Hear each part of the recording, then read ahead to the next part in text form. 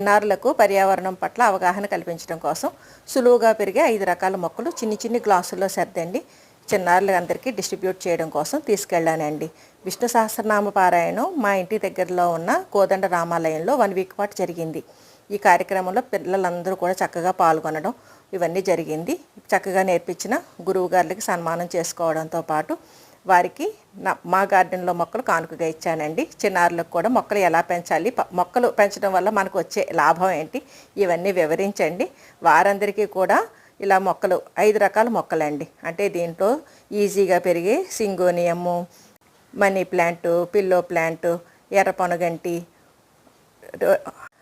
Mass rose, ఇలా సులువుగా పెరిగే మొక్కలన్నీ కూడా చిట్టి చిట్టి గ్లాసుల్లో పెట్టండి వాళ్ళకి ఇచ్చానమాట. పిల్లలందరూ కూడా చాలా హ్యాపీ ఫీల్ అయ్యారండి. మేము బాగా పెంచుతాం అనుకుంటా. పిల్లలతో పాటు పెద్దలకి కూడా అందరికీ ఈ సందర్భాన్ని పురస్కరించుకొని మొక్కలు ఇచ్చామండి.